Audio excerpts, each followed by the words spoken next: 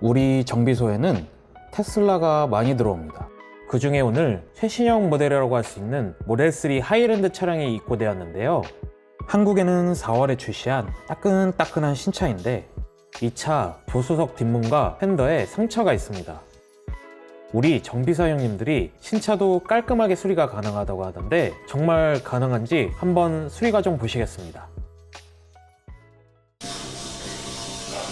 먼저 판금 작업을 위해 도장면을 벗겨주고요. 스폿 용접기를 통해 들어간 부분을 빼줍니다.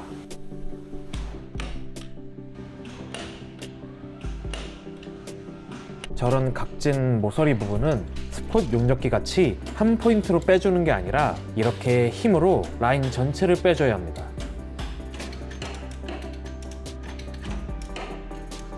정비사 형님의 터프한 작업은 계속되는데 스파크에도 꼼짝도 안 하고 작업을 하시네요.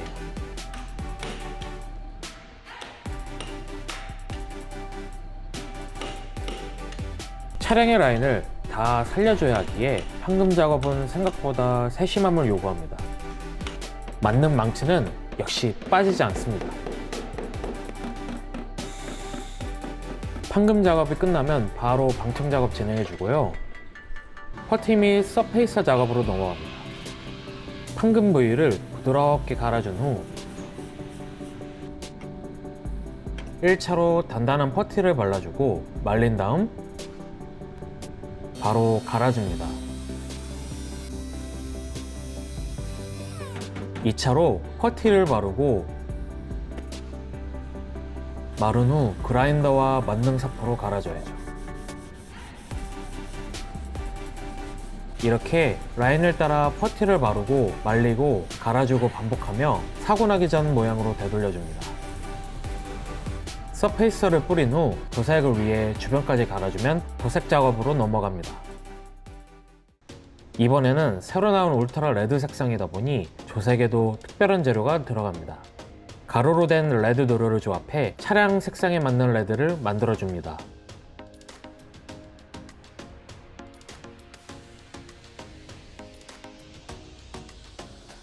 신차는 무엇보다 색상을 맞추는 게 어려울 것 같아서 우리 정비사 형님에게 몇 가지 질문을 해보았습니다. 24년 이후 중국에서 생산된 테슬라가 빨간색이랑 그레이 색깔이 신규 코드로 적용돼가지고 타 업체에서도 나름 애먹고 있다고는 하는데, 우리 같은 경우에는 일주일에 테슬라 차량을 아무리 못해도 10대 이상 하고 연간으로 따져도 3,000대 이상은 하기 때문에 기존에 해왔던 누적 데이터도 있고, 만약에 신규 컬러가 새로 나온다 하더라도 우리가 이 시편지라는 네모난 이런 판에다가 색상을 조합을 해가지고 일단은 스탠다드 시편을 뿌려보고 안 맞으면 맞을 때까지 최소 90% 이상 떨어질 때까지 이제 미조색이 들어가는 거지. 그 상태에서 이제 뿌릴 수 있겠다 판단되면 그때 이제 차체에 뿌리는 거야. 레드 안료 자체가 엄청 비싸, 다른 안료에 비해서. 그래서 이제 아무래도 단가도 비쌀 수밖에 없지. 재료비가 비싸니까. 8, 9가지 정도 들어가고, 이 레드 컬러는 그냥 일반 레드 컬러가 아니고 캔디 컬러라고도 그러고 틴티드 컬러라고 그러고, 이게 뭐냐면 클리어에 유색 캔디 안료를 섞어 가지고 채도를 높여주는 약간 그런 느낌이라서. 이제 이염 방지 작업 후 본격적인 도색에 들어갑니다. 판금으로 복원한 부위에 빨간색 도료를 뿌려주고, 서페이서를 안 뿌린 주변은 도색이 잘 먹게 하는 베이스를 뿌린 후에 빨간색 도료를 뿌립니다.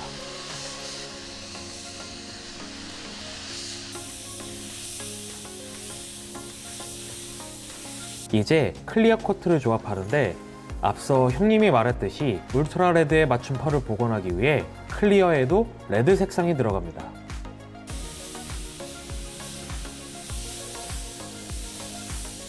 도색이 끝나니 아주 이쁘죠?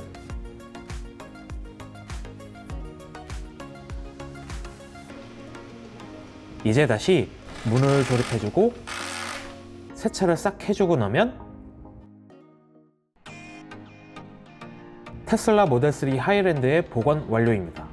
새 차여서 차주분의 마음이 아프셨을 텐데 아주 깔끔하게 복원하였습니다. 눈으로 보나 카메라로 보나 티가 안 나서 너무 보기 좋은 것 같습니다.